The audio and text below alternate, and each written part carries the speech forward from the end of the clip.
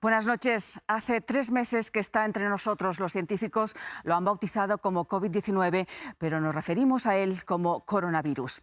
Las primeras noticias nos llegaban en diciembre desde la ciudad china de Wuhan. Los médicos alertaban de un inusitado número de casos de neumonía de origen desconocido.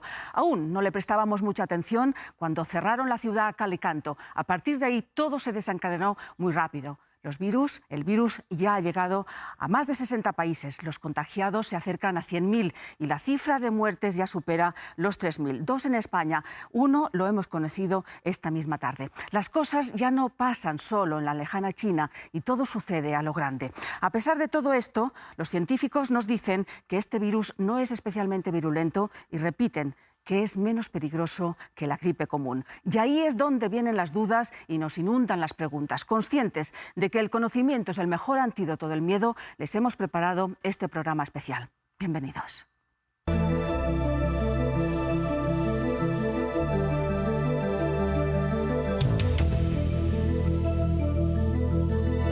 Todas estas medidas a gran escala, ¿por qué se están tomando todas estas medidas a gran escala? ¿Por qué se genera esta alarma? ¿Cuándo acabará? ¿Acabará? Para hablar de todo esto en el estudio nos acompañan 3 de las personas que probablemente más saben del coronavirus en España. Les voy a presentar ya. Fernando Simón, director del Centro de Coordinación de Emergencias Sanitarias del Ministerio de Sanidad. Buenas noches, gracias por acompañarnos. Isabel Sola, responsable del Centro Nacional de Biotecnología de Madrid. Bienvenida, Hola, gracias por acompañarnos. Y el señor Antoni Trilla, jefe del Servicio de Medicina Preventiva del Hospital Clínic de Barcelona. Bienvenida también a usted. Gracias por acompañarnos. Pero este programa no estaría completo sin los enfermos, los que están en casa y los que están en los hospitales, más de 200 en total. Varios de ellos se han grabado a sí mismos e irán interviniendo a lo largo de la noche. Permítanme que empecemos con uno de ellos. Es Juan Fran Barberá. Le diagnosticaron hace una semana después de un viaje que hizo a Milán. Nos habla desde el Hospital General de Valencia. Llevo una semanita. Si podéis ver, esta es mi habitación, donde me atienden como pueden. Yo entiendo que hay un poco de psicosis, pero yo no he tenido fiebre ningún día. Sí que es cierto que tengo un poco de mocos, pero ni tos, ni ahogo, ni tengo malestar general, ni el cuerpo, nada, prácticamente lo único es la mucosidad. Y nada, el pasado lunes me volvieron a hacer pruebas, volví a dar positivo y aquí estoy ingresado en el Hospital General con un trato de los sanitarios de 10. Eso sí, me gustaría que las autoridades se pusiesen de acuerdo y nos contasen de una vez por todas en qué consiste el coronavirus, porque si realmente es como dicen, un resfriado, entre un resfriado y una gripe, no entiendo por qué unos estamos ingresados y otros están en su casa diagnosticados con positivo. Pues ya ven, Juan Fran les hace la primera pregunta de hoy, que en realidad se hace mucha gente. Empezamos comparando esto con la gripe. No sabemos muy bien si tenemos que seguir comparándola. ¿Lo es? ¿No lo es? Bueno, la gripe tiene algunas cosas, algunos aspectos, algunas características parecidas al coronavirus. Entendemos que no puede ser lo mismo desde el punto de vista que tenemos un patógeno nuevo que no conocíamos antes. Hay aspectos que todavía tenemos que aprender. Sí que es cierto que tiene una letalidad parecida a la que pudiera tener la gripe entre los casos graves de gripe, no entre el total de casos de gripe, pero sigue siendo una enfermedad nueva que nos falta mucho por aprender de ella y sobre todo una enfermedad que se ha difundido muy ampliamente por el mundo muy rápido. Y eso obviamente tiene que hacer que la tratemos con cuidado, que seamos precavidos y que tomemos algunas medidas para evitar que una nueva enfermedad se instale entre nosotros y en lugar de pretender eliminar las que ya tenemos. Señor Trilla, usted estaba sintiendo, es especialista precisamente en gripe común, que iba a decir, ¿nos estamos equivocando en haber hecho esta comparación inicial? Lo que dice Fernando tiene similitudes y tiene diferencias. Algunas de ellas ayudan a explicar el mecanismo de transmisión, que se parece mucho, pero hay otras cosas que son claramente distintas, ¿no? La primera de ellas, yo creo que es muy importante en relación con este programa, la gripe es conocida, viene cada invierno, a veces nos da algún susto, pero más o menos todo el mundo lo tiene interiorizado. La otra también importante, tenemos una vacuna para la gripe, incluso tenemos tratamientos ya bien instaurados para pacientes graves. Esta nueva enfermedad pues no tiene vacuna todavía, esperemos que en un tiempo quizá la tengamos. Los tratamientos son todavía experimentales y aparece de nuevo con muchas incógnitas, como todas las enfermedades nuevas, y en este momento lo que merece es atención, paciencia, tranquilidad y ver un poco cómo está evolucionando para poder aprender y hacerlo lo mejor posible. Por cierto, ¿cómo tenemos que referirnos cuando una persona está infectada por coronavirus o con coronavirus? ¿Cómo tenemos que decirlo? Habitualmente decimos por coronavirus, pero creo que la otra acepción con sería también aceptable. Juan les decía también, ¿y por qué unos se quedan en casa y otros en el hospital? Esto es cuestión de protocolos. Los protocolos que tenemos en España son poco restrictivos en algunos aspectos, pero sí que es cierto que tenemos que tener mucho cuidado en algunos otros. La propuesta que se hace a nivel nacional, después de un consenso y una coordinación con todas las comunidades autónomas, es que el seguimiento de los contactos se puede hacer de forma activa, sin necesidad de cuarentena. Los casos identificados se pueden tratar de diversas maneras. En el hospital, siempre que tengamos casos esporádicos, es una opción prioritaria, porque evita riesgos, pero sí que es cierto que si en algún hospital hay una saturación, por la razón que sea, la opción de tratamiento domiciliario de los casos leves está ya establecida y de hecho tenemos protocolos especificados para eso. Yo entiendo que en Valencia, si están ahora mismo en una situación en la que no hay sobrecarga hospitalaria, es más razonable tenerlos en el hospital, no porque sea importantísimo tenerlos allí. O sea, ¿no depende de la gravedad de la persona? ¿O sí? Obviamente los graves tienen que estar en el hospital. Por supuesto, pero estos casos leves, exacto, como no, depende más de que estemos en una situación de casos esporádicos, que sea un número manejable en un hospital, o que el hospital se pueda sobrecargar y los casos leves puedan perfectamente tratarse. Bueno, como dice, vamos conociendo cosas. Esta es la primera gran crisis sanitaria global de la era digital y probablemente parte de este miedo y desconcierto del que estamos hablando se debe a la cantidad de información que tenemos que se mezcla con los bulos y la información falsa. Así que vamos a separar el grano de la paja y aunque hay realmente más incertidumbre que certezas en estos momentos, como dicen los miembros de la mesa, esto es lo que sabemos ahora de este virus. Es una enfermedad que se transmite de animales a humanos. Se inició en el mercado de mariscos de Wuhan, pero se desconoce qué animal lo transmitió y si mutó antes de pasar al humano.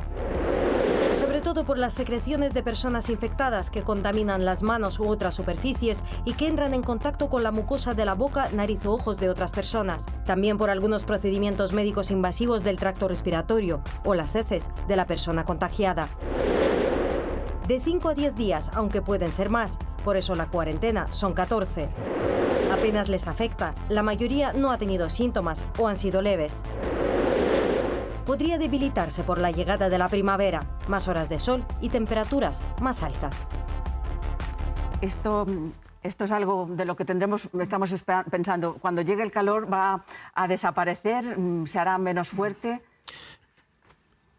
El tiempo verbal es condicional, es decir, podría, en estos momentos no lo sabemos, hay que esperar y hay datos o algunos datos, sobre todo modelos que no reflejan la realidad, pero que pueden hacer diferentes escenarios que están un poco divididos. Podría ser que sí, podría ser que no. Por lo tanto, la respuesta es ojalá se cumpla esta estacionalidad y esperamos un tiempo a ver qué pasa. En este caso, las hipótesis están basadas en lo que conocemos de otros patógenos similares. Sabemos que otros coronavirus, no este, porque no lo conocemos todavía bien, sabemos que otros coronavirus tienen una estacionalidad.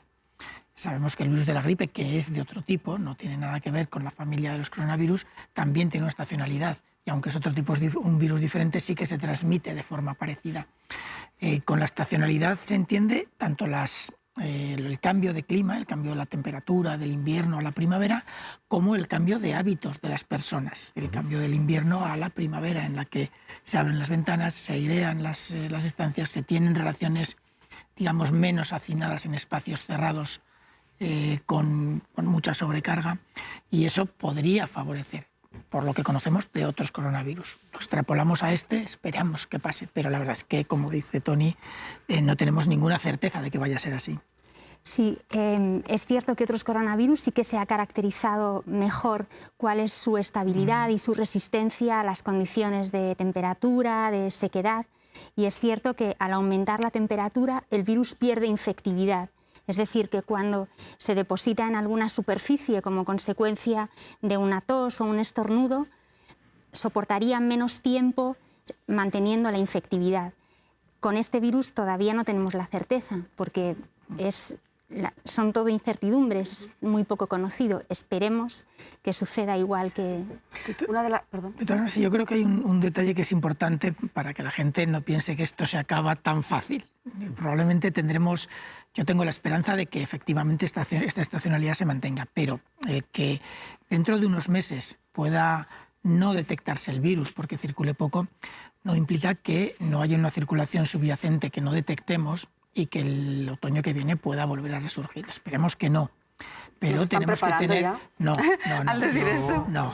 No, simplemente estamos poniendo los escenarios posibles y tenemos que ser conscientes de lo que puede o no pasar. Pero sí que es cierto que las segundas temporadas normalmente suelen tener características diferentes a los primeros brotes epidémicos. Esta semana hemos visto un cambio de pauta. Hasta ahora estaban siguiendo los enfermos que tenían un origen claro, habían estado en una zona de riesgo, o aquellas personas que habían estado en contacto con ellos. ¿Qué pasa con los infectados de origen desconocido? Háblennos de ellos. ¿Por qué se les está resistiendo? ¿Qué sucede? Como Fernando lo contesta siempre, esta vez lo contesto yo. Por favor. La situación en España mayoritariamente es todavía la primera, afortunadamente. Pero ya tenemos varios casos de los segundos. Sí. Pero en general, en muchas zonas de España todavía es posible, haciendo un gran esfuerzo, llegar a trazar dónde ha habido el primer contacto, y hasta ahora es bastante número los que son contagios de importados. Es cierto que en algunas zonas del país buscar esto, que no siempre es fácil, que se busque y no se encuentre, no garantiza 100% que no se ha podido, porque es complejo llegar hacia atrás y entender exactamente con quién ha contactado quién. Pero lo lógico es que a partir de un determinado momento aparezcan estos casos autóctonos que reflejan lo que ha comentado Fernando. Hay una cierta circulación que no vemos, probablemente muchas veces por la levedad del cuadro, ¿no? Es gente que si están muy enfermos acabarían en el hospital y lo hubiéramos detectado más fácilmente. De momento, pues esta posibilidad yo creo que es real en algunas zonas de España, pero aún así, aún en esta situación, y de acuerdo con todas las pautas que nos dan desde el Ministerio, estamos todavía en una fase en la que hay que hacer todo el trabajo para intentarlo contener. Señora Solà, usted se pasa horas investigando detrás del microscopio. El hecho de que todavía no sepamos si viene de un animal, de qué animal viene, ¿nos está dificultando esta fase de investigación, de conocer más las entrañas del virus? Inicialmente, cuando se inició en China, habría ayudado posiblemente a identificar cuáles eran los animales que lo transmitían. Sucedió así en 2002 con un primo hermano de este virus, SARS, que también infectó a 8.000 personas, y en aquel caso sí que se pudo identificar cuál era el animal que había transmitido el virus a los humanos. Eran las civetas, enseguida se cerraron las granjas y aquello contribuyó en parte a limitar la epidemia. Esta vez no ha sido posible, pero a pesar de eso, los casos en China se han contenido muy eficazmente y en estos momentos el número de casos ha bajado dramáticamente. Especialmente. Seguiremos ahora. Quiero introducir otra cosa. El otro día un psicólogo me decía que uno de los factores que genera ansiedad o más ansiedad en esta crisis son las grandes incógnitas, las cifras tan altas y en constante movimiento que estamos ofreciendo. Ángela Alcover, buenas noches. Tú eres la mujer que ha seguido la enfermedad desde el minuto 1. Por favor, ¿cómo está la situación en estos momentos? ¿Cuál es el mapa de los casos en estos momentos en España después de las noticias que hemos tenido esta tarde? Pues según los últimos datos que nos han facilitado las comunidades autónomas sobre el coronavirus, desde que se desató la crisis se han diagnosticado en nuestro país 228 casos de coronavirus. En las comunidades en las que más casos hay es la Comunidad de Madrid con 76 casos, seguido de Cataluña con 28, Comunidad Valenciana con 22 y País Vasco con 21. Al Ministerio de Sanidad le preocupan evidentemente todos los casos, pero hay dos focos de especial preocupación.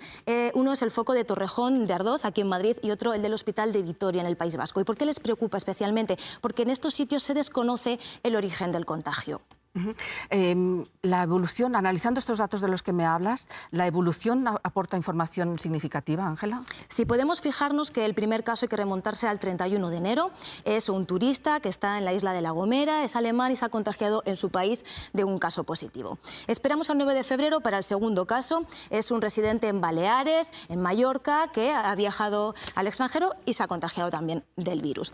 Después aquí hay un periodo como de pausa en el que no se ven contagios hasta que se desata la crisis del norte de Italia. Entonces empezamos a ver aquí personas que han viajado a esa zona, han vuelto y se han contagiado de la enfermedad, dan positivo. El 25 de febrero hay un punto que es de inflexión muy importante y es que el Ministerio de Sanidad acuerda con las comunidades autónomas hacer la prueba del coronavirus a todas aquellas neumonías de origen grave que están hospitalizadas y que pues no se sabe de dónde vienen. Y empiezan a aparecer casos positivos de coronavirus. Y son personas que no habían viajado a zonas de riesgo y que en principio tampoco saben que han tenido contacto con nadie que tenga el virus. Y a partir de ahí, pues ya los casos en aumento hasta llegar a la cifra de la que hablábamos de 228. Hemos visto por otros países que hay diferentes escenarios por los que pasa la enfermedad o se enfrentan las sociedades que están afectadas por ellas. ¿En cuál está España en estos momentos? Pues el Ministerio de Sanidad siempre nos habla de 3 escenarios. Nosotros estaríamos ahora mismo en el escenario número 1, que sería el nivel más bajo, el escenario de contención del virus. Es decir, se supone que no hay una transmisión comunitaria aquí que esté descontrolada, ni tampoco que nos estén llegando muchísimos casos del extranjero, pero es verdad que hay casos. Lo que hay que hacer es detectarlos rápidamente para evitar que el virus se expanda, para contenerlo. Entonces, ¿cómo se hace? Pues como estábamos hablando, por ejemplo, con esas pruebas de neumonía, a ver si hay coronavirus y que otras medidas, por ejemplo, evitando que a eventos deportivos vengan pues aficionados de zonas de riesgo para evitar que pueda haber pues un contagio. El siguiente escenario ya sería un escenario de mitigación del virus, es decir, ya se da por supuesto que hay una transmisión comunitaria dentro pues en la sociedad y lo que hay que hacer es decir, hay casos pero que haya los menos posibles. Aquí las medidas ya serían un poco más restrictivas, por ejemplo, se podrían cerrar colegios en determinados casos, teletrabajo o incluso cuarentena de algunas zonas, ciudades. Y ya el tercer nivel, que sería pues el de generalización del virus, es decir, el virus está circulando ya en la sociedad. Ángela, muchas gracias por estos datos. Te tomo la palabra. Fernando Simón nos dice que estamos en contención. ¿Esto puede cambiar mañana mismo? Esto puede cambiar mañana mismo o puede no cambiar nunca. O puede no cambiar nunca. El problema que tenemos es que hay que hacer un seguimiento constante y sobre todo los servicios de salud pública de las comunidades autónomas están haciendo un esfuerzo impresionante, de verdad que técnicamente es impresionante lo que están haciendo, para hacer una investigación muy detallada de cada caso y poder identificar ese origen. Varios de los casos que originalmente pensábamos que no tenían un nexo con algún caso importado o con algún viaje a zonas de riesgo, hemos conseguido identificar ese posible nexo. Siempre queda alguna duda de fondo, pero lo cierto es que ese número se va reduciendo, aunque cada día van apareciendo algunos que nos vuelven a incrementar la lista de zonas. Seguimos hablando de esto. Hemos dicho que tenemos aquí unos invitados que no están físicamente con nosotros, pero que nos están acompañando toda la noche. Ahora queremos escuchar a Almudena López. Ella tiene 22 años, está en aislamiento en el Clínic de Barcelona. Se quedó en shock cuando fue diagnosticada, pero en ningún momento ha sentido que corra peligro. Estoy aquí hospitalizada en Hospital Clínic. Los médicos vienen todos los días, me van a darme información, me toman las constantes 4 veces al día, las enfermeras cada vez que me traen la comida y me tratan muy bien. Estoy muy contenta. Yo me contagié en Italia con un viaje por trabajo que tenía, porque yo soy soprano y tenía que cantar en Italia, y cuando volví pues tenía un compromiso aquí en Barcelona el domingo 1 de marzo y pues tuve que cancelarlo porque di positivo en coronavirus y bueno, pues hasta desde que di positivo en coronavirus estoy aquí encerrada en este hermoso Hospital Clínic, en el que tengo una ventana muy bonita que podéis ver, que es esa de ahí. Y bueno, eso es todo lo que puedo decir de esta situación que estoy viviendo. Situaciones como la que describe Almudena han convertido al personal sanitario en un colectivo de alto riesgo. Ellos son los primeros en responder, los primeros en atendernos, nunca pierden la paciencia. Para hablar con nosotros de esto nos acompaña ahora José Ramón Arribas, jefe del Servicio de la Unidad de Enfermedades Infecciosas de La Paz, Carlos III. Buenas noches, gracias. Buenas noches. Bueno, cuando oyen a enfermos hablar de esta manera de ustedes y la gente reconoce el riesgo que están corriendo, ahora tenemos a más de 100 sanitarios en el País Vasco, precisamente también aislados, ¿cómo se siente? Yo, hombre, principalmente muy orgulloso de los equipos que están preparándose en todos los hospitales de España para atender este tipo de enfermedad, que en muchos aspectos no es muy diferente de lo que vemos en las temporadas de gripe. Es verdad, como se ha dicho en la mesa, que es un virus nuevo y lo llevamos conociendo 3 meses y tenemos que acabar conociéndolo mejor, pero en principio con mucha profesionalidad y con muchas ganas de prepararlo y de hacerlo bien, claro. Usted que está en contacto con ustedes en el hospital, creo que tienen varios enfermos, una decena. Sí, 11 enfermos en este momento. Y con los sanitarios que trabajan con ellos, ¿qué percibe? ¿Qué sensación percibe? ¿Están trabajando todos a una? ¿Hay sensación de vamos a...? Bueno, estamos preparándonos, llevamos 2 semanas trabajando muy intensamente, o incluso un poco más en el hospital para prepararnos. Hay múltiples servicios implicados. Todos los hospitales en España se tienen que preparar de una u otra manera. Estamos en estrategia de contención, pero es muy importante que todo el hospital, hay muchos servicios, el servicio de medicina preventiva, el servicio de prevención de riesgos laborales. Los microbiólogos son importantísimos porque cuantas más pruebas podamos hacer, más fácil es detectar y más fácil es contener para que no entren. Y los servicios de todo el hospital, los neumólogos, los infectólogos, los intensivistas, tenemos un porcentaje pequeño de pacientes. Globalmente se estima solo de todos los pacientes, de 100 pacientes que se infecten, 5% pueden necesitar cuidados críticos y los intensivistas también son muy importantes. Hay que preparar todo el hospital para una enfermedad nueva. Entonces, la preparación, la formación de los profesionales, nuestros servicios de prevención de riesgos laborales están haciendo un esfuerzo enorme para que todos los profesionales estén bien preparados en usar los equipos. La sanidad, esto pasa, estamos hablando todo el rato, según en qué países pasa esto, que no tengan estos medios, a lo mejor no podrían afrontarlo de la misma manera. O, por ejemplo, en Estados Unidos, que dicen que van a tener que pagar incluso las pruebas. La sanidad pública española... Sí, yo quiero decir, la gripe estacional todos los años nos pone un poco contra las cuerdas. En los servicios de urgencias con la gripe estacional ya nos preocupa porque el sistema lo pone en bastante tensión, ¿no? Entonces, tener otra causa parecida a la gripe, aunque sea parecida, aunque como ha quedado claro no es exactamente lo mismo, nos preocupa mucho, porque el sistema está preparado para una gripe, no para 2 gripes. Entonces requiere un esfuerzo de todos muy importante. En estas estrategias también hay algo muy importante que es proteger el hospital. Es muy importante, por eso hemos hecho lo de las neumonías y hemos hecho otras cosas, que no se nos cuelen casos en el hospital que puedan provocar brotes dentro del hospital y que puedan hacer que el personal sanitario tenga que ausentarse para hacer el aislamiento, la cuarentena en su caso. Usted lleva unas cuantas crisis de estas, es experto en ébola, lo vivió en primera, y es de los que defiende que si nos preparamos mejor y actuamos rápido vamos a tener mejor capacidad de reacción también. A la hora de tratar a los pacientes enfermos, ¿van a mantener las mismas pautas de tratamiento? Bueno, como se ha visto aquí, es que hay un espectro de gravedad enorme. Esto va desde un catarro, en la mayoría, insisto, el riesgo individual para las personas es bajo. El 80% de las personas tienen una enfermedad leve. Hemos visto aquí unos que están ingresados por catarro, pero no están ingresados porque ingresemos los catarros, estamos ingresados para contención, porque tenemos camas todavía y no queremos que transmitan el virus a otras personas. Luego hay algunos pacientes que tienen neumonía, pero neumonía leves, y luego hay un porcentaje como de un 20% que tienen neumonías más graves y uno un poquito todavía más bajo, 5%, que necesitan cuidados críticos y ventilación mecánica. O sea que tenemos todo el espectro. Por lo tanto, están siendo flexibles y actuando en función de eso. Señora Arribas, gracias por traernos también la voz del día a día en los hospitales. Gracias por acompañarnos esta noche. Estaba comentando el doctor Arribas lo importante que es esta capacidad de reacción según evoluciona la enfermedad. Y ustedes en el laboratorio, en el despacho, en el hospital, lo ven cada día. ¿Cuál es el reto en el laboratorio en estos momentos, señora Sola, por ejemplo? En estos momentos nosotros tenemos experiencia en trabajar con otros virus de la misma familia, relativamente parecidos, pero no iguales.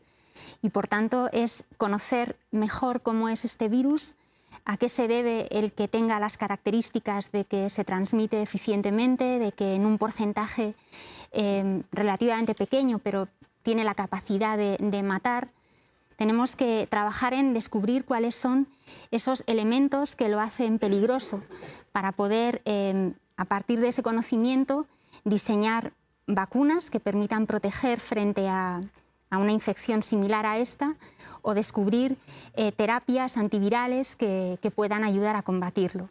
Usted, como investigadora del CSIC y participando en este grupo internacional que están trabajando por una vacuna, ¿nos puede avanzar en qué están en estos momentos?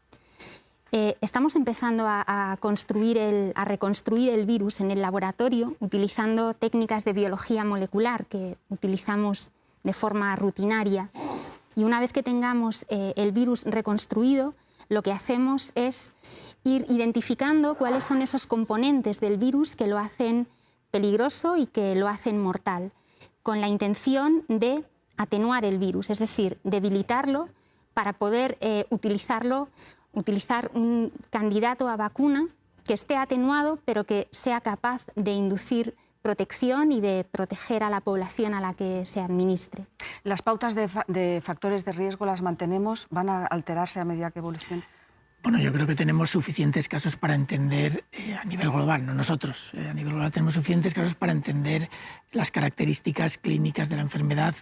Hay 93.000 casos, había esta mañana a nivel global, y en China han hecho estudios muy importantes de cómo funciona la enfermedad desde el punto de vista de la evolución clínica. Sí que es cierto que siempre puede haber algún caso extraño que nos sorprenda o que nos enseñe algo más del virus, pero no sería clave para entenderlo. ¿Y las recomendaciones de contagio? Por ejemplo, las superficies, que la gente va muy perdida con las superficies. La forma de... ¿Vamos a tener que cambiar cómo nos relacionamos, cómo nos tocamos, cómo nos besamos? Si me permite una anécdota, ya que Almudena, vamos, muy orgullosos todos del trabajo del equipo. Ella es cantante de ópera y en la habitación se entrena. Es decir, que tenemos, digamos, hilo musical directo, aunque está muy aislada y cuesta oírlo, pero vamos, yo creo que es duro estar en estas circunstancias, más si estás fuera de tu casa, es complicado, pero bueno, se intenta llevar de la mejor manera posible y esta es una de las cosas que probablemente también aprenderemos. Me iba a responder lo de las personas de edad y las patologías. Muy sencillo, lavarse las manos. Y la segunda cosa es lavarse las manos. A partir de aquí, limpieza, las superficies, todo lo que decimos siempre. ¿Cómo nos contagiamos fundamentalmente? Pues ya lo han explicado, pero las superficies pueden quedar contaminadas y también lo han dicho muy bien. Es decir, el problema no son las manos intactas, el problema son las manos sucias que entran en contacto con la nariz y los ojos. Por lo tanto, en todas estas fases que han comentado de la epidemia, una de las medidas que siempre es la misma son las medidas de higiene más sencillas. La etiqueta respiratoria, el lavado de manos, la limpieza de superficies y la sensación de que cada uno de nosotros, individual y colectivamente, tiene que contribuir con estas medidas de limpieza a que esto no se extienda. ¿Y cómo podemos...? Estamos hablando toda la noche de este miedo, que cuando damos estas informaciones es imposible que la gente no lo sienta, porque los números son altos, decimos esto, pero cada día tenemos más casos. ¿Cómo lo podemos lograr esto? Es difícil, la verdad sea dicha, pero el miedo en sí no es malo. Lo que es malo es caer en una situación de pánico, para entendernos, en la cual en lugar de reaccionar aumentando la precaución y entendiendo bien las cosas, pues pasa a una situación en la cual se hacen cosas que no corresponden, ¿no? Yo creo que una buena información, la información científica, el resto de información, lo siento, pero no vale para nada. De acuerdo que la ciencia no siempre acierta, de acuerdo que tenemos muchas incógnitas, pero precisamente todo nuestro trabajo es ir resolviendo estas incógnitas. Y cuando explicamos, todos los que estamos aquí decimos lo que sabemos y lo que todavía no estamos seguros de saber. Esta buena información yo creo que es muy importante y después apelar al sentido común. Yo no le veo más... Es muy complejo, pero me refiero que a partir de aquí... Señor Simón, me pide la palabra, enseguida vuelvo con usted, pero tenemos ese otro invitado que nos llama desde fuera. Escuchemos ahora a Nil, un joven de 22 años que desde hace 8 días se encuentra aislado en el Clínic de Barcelona. Él también se contagió en Milán.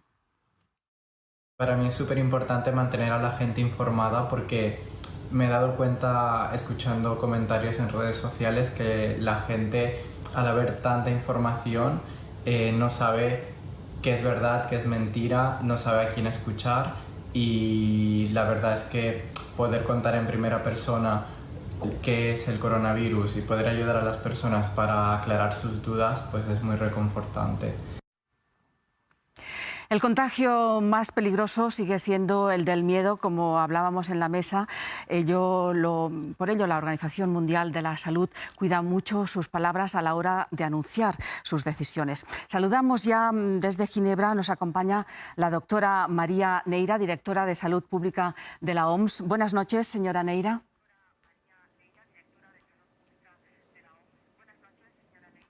Hola, muy buenas noches. Decía que ustedes están cuidando igual que el Ministerio de Sanidad y otros organismos se relacionan diariamente con los medios de comunicación y emiten comunicados de forma constante. Ustedes que también lo hacen, palabras como epidemia, pandemia, esto asusta mucho. A la hora de comunicarse con el público, miden lo que tienen que decir, buscan las palabras exactas, se lo trabajan antes de hablar, de cómo lo dicen.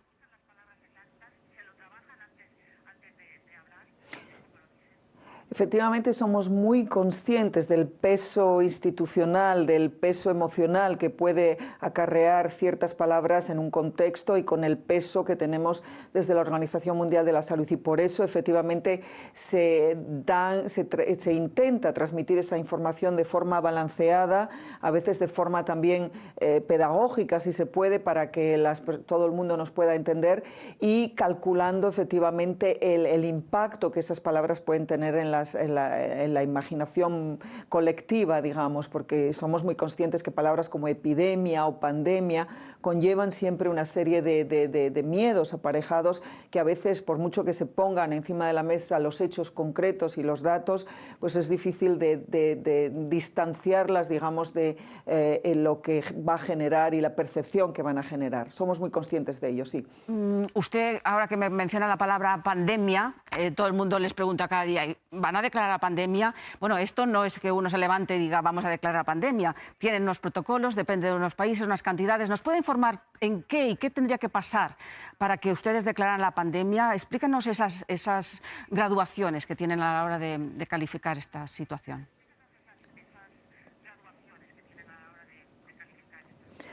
Bueno, primero no sería una declaración formal. La OMS ya hizo su declaración formal a finales de enero, cuando se declaró esa emergencia de salud pública de preocupación internacional, ¿no? Ese es nuestro máximo grado de alerta. A partir de aquí, efectivamente, se puede pasar de epidemia, que es lo que tenemos ahora, si se continúan a notificar casos en más países y que esto afectara a la mayoría de los países, pues efectivamente sería una cuestión semántica. Se pasaría de llamarse epidemia a pandemia, porque afectaría casi el total de todos los países en el mundo. Obviamente también cuidaríamos en el uso de esa palabra el hecho de que puede ser una pandemia, pero con pocos casos o con pocos países, un número muy reducido de casos por país, y que además hubiera una severidad pues, que no justificara, digamos. Pero es una cuestión semántica, como digo, no hay una declaración formal, sino más bien la extensión y a cuántos países afectaría. Está marcado por sus propios protocolos, por otro lado. Tenemos, por ejemplo, el caso de China, que todo el mundo miraba con mucha suspicacia al principio, pero de que después dicen ustedes mismos que lo está haciendo bastante bien y que gracias a esto la cosa se está manteniendo bajo control. Y tenemos el caso de Italia, que ustedes ahí ya no lo han dicho tan abiertamente, pero sí que han insinuado que no lo están haciendo tan bien. ¿Se encuentran con países que, a pesar de las recomendaciones que ustedes les hacen, ellos aplican otro tipo de políticas?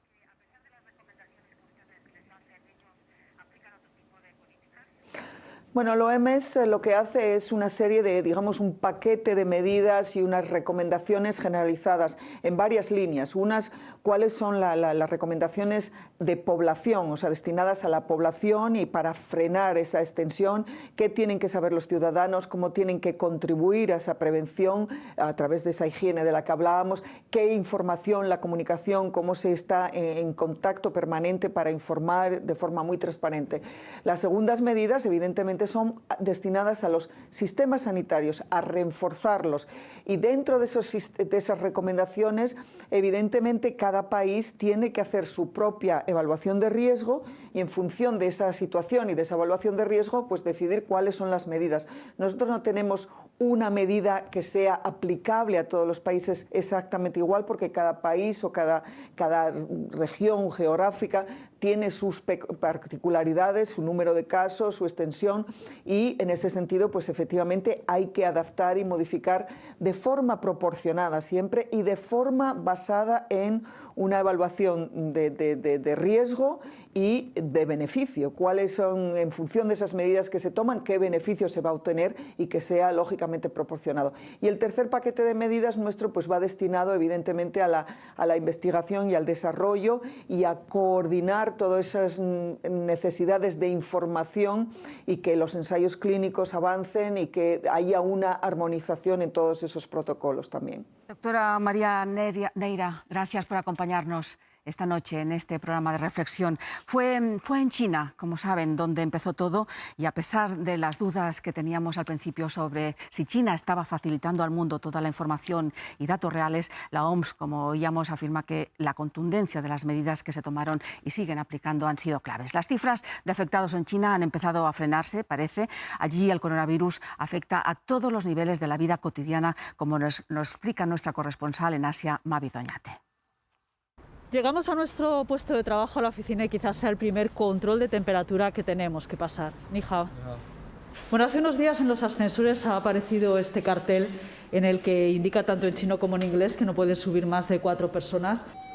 Pero es que en el interior del ascensor han delimitado el espacio para que cada una de esas 4 personas se coloque en uno de estos cuadrados. Esto no es una obligación, pero sí una recomendación: desinfectar nuestras ropas cuando venimos de la calle con alcohol rebajado. Las mismas desinfecciones que vemos frecuentemente en las zonas de otras oficinas con plantillas muy reducidas porque se sigue trabajando desde casa. Esta es una de las pocas cafeterías que está abierta. Está vacía porque lo que se aconseja es coger el café y llevárselo fuera. Si nos quedásemos dentro, lo que recomiendan en cada una de ellas, estos cartelitos, es que no nos quitemos la mascarilla a no ser que estemos comiendo o bebiendo. Si tenemos algo de tiempo libre y vamos a centros comerciales, vemos que están totalmente vacíos y los cines, teatros y museos cerrados.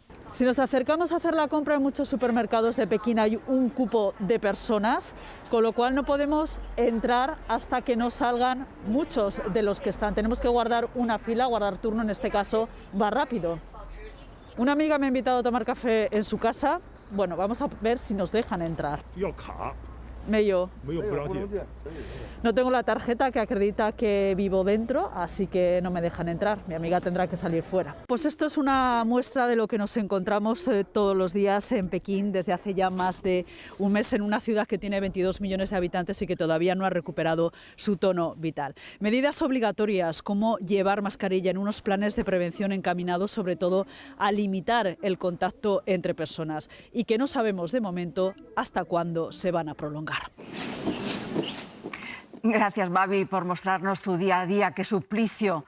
¿Cómo lo conseguís ahí? No me imagino a los chinos haciendo todo esto. Bueno, buenas noches, Rosa. Qué duda cabe.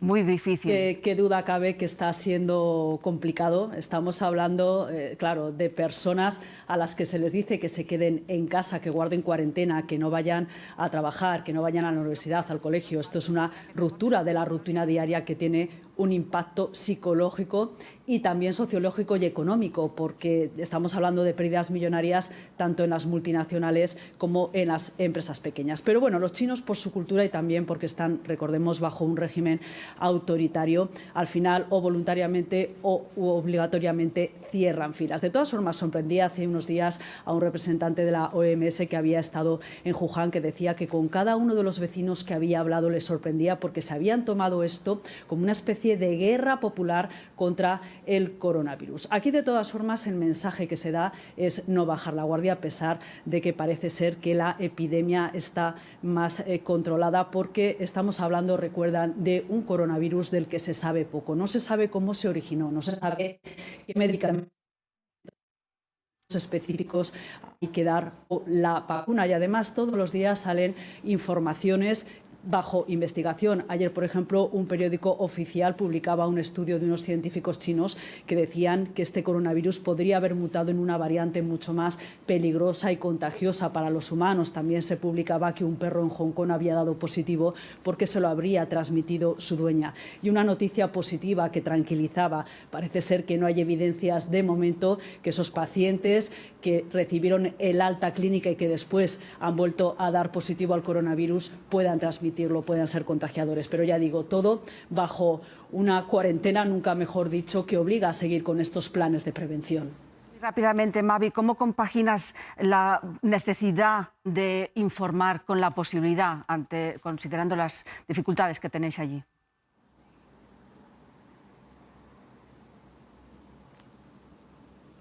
Bueno, primero, a nivel personal, decir que nunca hemos tenido miedo al contagio. Eso sí, desde el principio hemos sido muy precavidos. Mascarillas, como recomiendan aquí, es obligatoria.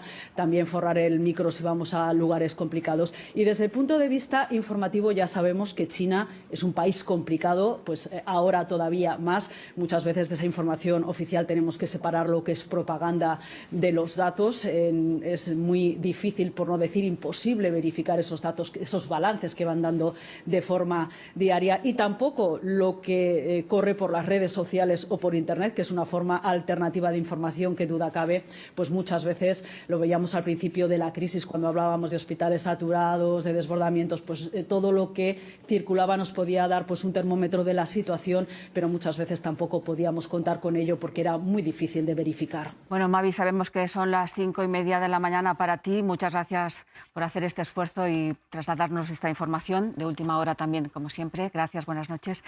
Gracias a Mavi. Italia, después de China, el segundo país con un mayor número de muertes por el coronavirus, 79 en total y más de 2.000 contagios. Lorenzo Milá, buenas noches. ¿Cómo estás? Porque tú has estado aislado también. Cuéntanos en qué situaciones estás trabajando tú y nuestro compañero, el cámara Dani.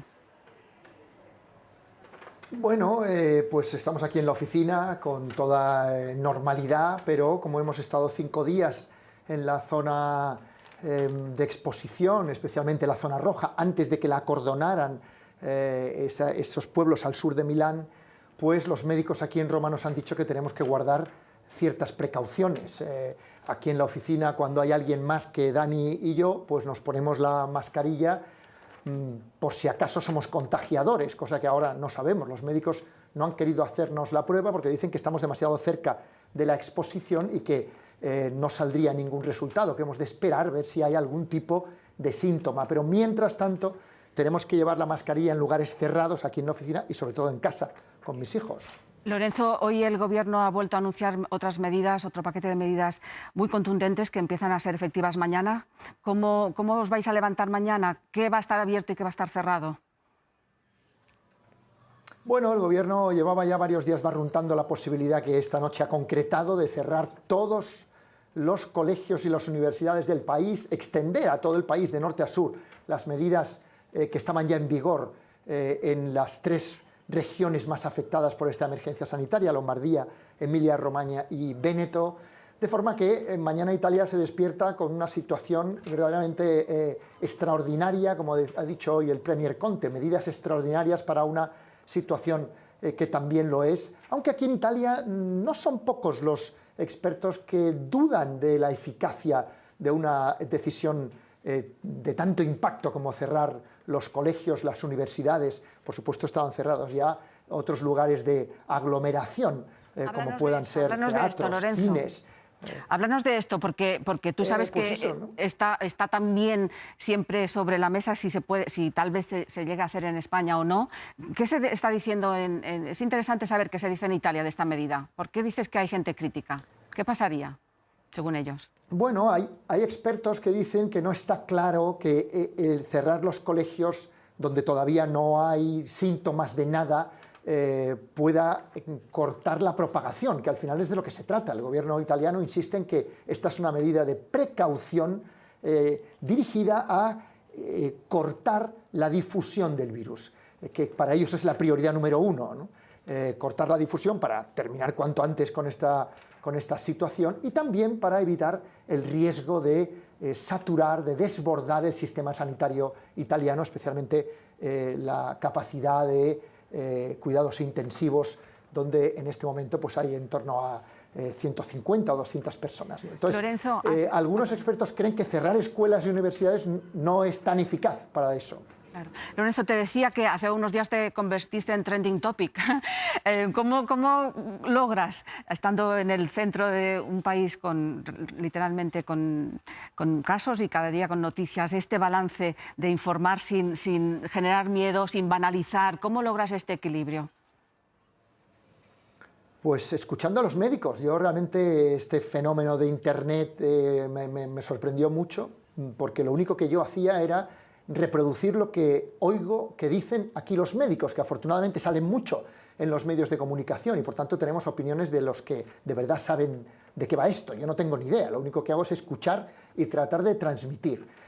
Y supongo que había mucha gente que estaba necesitada de escuchar un mensaje un poco más de contexto y menos tremendista. Los médicos hace una semana, cuando ocurrió este famoso fenómeno viral que tú referías, pues hace una semana los médicos en Italia estaban haciendo esa analogía con la gripe, tal vez para frenar algunas de las versiones disparatadas que corrían ya en algunos medios de comunicación, aquí en Italia, no sé si en España también, y tratar de explicar a la gente, dar algunas referencias que se pudieran establecer con la gripe común, con todos los matices, que por supuesto son muchísimos, pero que en aquel momento les pareció útil para explicar a las personas de qué tipo de virus estamos hablando, de cuál no. Por ejemplo, el ébola no. Exacto. Gracias, Lorenzo. Muchas gracias. Gracias. Te dejamos aquí porque seguimos. Él lo comentaba, a lo largo de la noche ha salido varias veces la palabra miedo. A lo mejor los medios de comunicación deberíamos haber hecho también las cosas de forma diferente para favorecer a la calma. Para hablar de esto nos acompaña la doctora, la psicóloga Isabel Aranda. Bienvenida, gracias por acompañarnos. Gracias. ¿Por qué la emoción en esta crisis está prevaleciendo a la razón? Es una situación difícil, es una situación de amenaza y la respuesta lógica es el miedo, que es lo que sentimos las personas cuando nos sentimos amenazadas. El problema es que pasa de ser una emoción individual a una emoción colectiva, se contagia exponencialmente y eso nos cambia la forma de entender la información. En situaciones como esta, colectivas, en las que realmente cualquier emoción es tan fácil de contagiarse, la del miedo en concreto, ¿por qué fases pasa? Pues hay unas fases, colectivamente hablando. Efectivamente, la primera fase es cuando teníamos la noticia de China y bueno, lo veíamos como muy indiferente, muy lejano, una simple atención. Pero a continuación hay una fase en la cual, cuando ya se acerca a Italia, lo vemos como muy cercano y empezamos a sentir un estrés, bueno, colectivo importante. Hay que tener en cuenta que ese estrés va a afectar nuestra forma de pensar, nuestra forma de sentir, pero también nuestro comportamiento. Después hay una fase que es un poco en donde estábamos, de choque, ¿no? Cuando surgieron los primeros casos en España, no nos lo podíamos creer, que realmente ya estaba aquí el virus. Para muchas personas eso significa una situación difícil de manejar. Por otras situaciones similares, no tan similares como esta pandemia, pero sí hemos podido observar cómo respondemos las personas. Estaríamos hablando de que un 15% de las personas aproximadamente van a responder con mucha intensidad a esa noticia de el virus está aquí.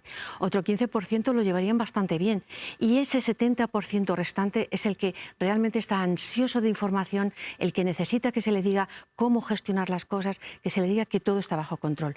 La siguiente fase es donde estamos entrando ya con las noticias de los fallecimientos, que es esa situación de emergencia, no la emergencia sanitaria, sino la emergencia que sentimos como colectivo. Ahí el estrés es muy alto, muy sostenido y las personas nos vemos seriamente afectadas en nuestro bienestar psicológico. ¿Y cómo nos podemos abstraer para superarlo? Estamos hablando de todo el problema, naturalmente, que es el más importante, de la salud física, pero también tenemos que tener en cuenta la salud psicológica de las personas. Una cosa es lo que está pasando y para eso necesitamos tener información puntual, continua, positiva sobre cómo están evolucionando las cosas y otra cosa es cómo nos lo tomamos. Hay personas, como decía, que reaccionan con mucha intensidad. Los medios de comunicación algo tenemos que hacer mejor. Rápidamente, un consejo para nosotros. Relativizar la información. dar los datos relativamente, es decir, no hay efectivamente unas cifras, pero no se convierten en titulares, y si somos capaces de relativizarlos, hacemos mucho favor al bienestar psicológico de las personas. Pero gracias por acompañarnos, doctora Aranda. Pero si algo nos puede ayudar a conseguir lo que la doctora Aranda nos dice, es escuchar a esas personas que les ha tocado enfrentarse de verdad con el miedo, y ellos mismos se asombran de su reacción. Al principio me sentí muy asustado porque no sabía qué iba a pasar, pero poco a poco el médico me fue explicando todo y me fui quedando más tranquilo. No tenía miedo de que me fuera a pasar nada tampoco heavy, porque yo no he tenido muchos síntomas peligrosos ni estoy encamada, sino que, bueno, encamada estoy porque me obligan, pero de resto estoy bien. Un beso muy grande y espero que esto les tranquilice, que sé que hay mucha gente asustada con el tema. Un beso. No somos bichos raros, simplemente tenemos el coronavirus, y sí que me gustaría también decir que hay muchísima gente que estoy convencido que tiene el coronavirus y no lo sabe y no pasa absolutamente nada. No deja de ser esto en mi caso, entiendo que hay que tener precaución, sobre todo con las personas más débiles por la propagación del virus, pero tampoco nos alarmemos porque yo estoy bien, no he tenido fiebre ningún día. Y bueno, pues 7º día aquí y gracias por abrir esta ventana. Ya estamos llegando al final del programa. No me imagino una mejor despedida que estas palabras de optimismo y entereza. Marchamos. Un mensaje rápido para la audiencia, por favor. Yo creo que la doctora Aranda lo ha dicho perfectamente. Hay que relativizar los datos, hay que entender lo que significan. Tenemos 93.000 casos en el mundo entero, de los cuales prácticamente el 90% han sido en China, y dentro de China en una sola provincia. Relativizar. Confiar en que la contención es posible porque hay datos objetivos que demuestran que está siendo así. No hacer caso a rumores y hacer caso a la ciencia. Pues me parece un buen resumen a todos ustedes. Gracias por habernos acompañado. Este era un programa muy arriesgado. El miedo vende, pero nosotros hemos apostado por la reflexión y compartir con ustedes el conocimiento de estas personas. A todos ustedes, gracias por acompañarnos, a ustedes por compartir su conocimiento con nosotros. Buenas noches. Adiós.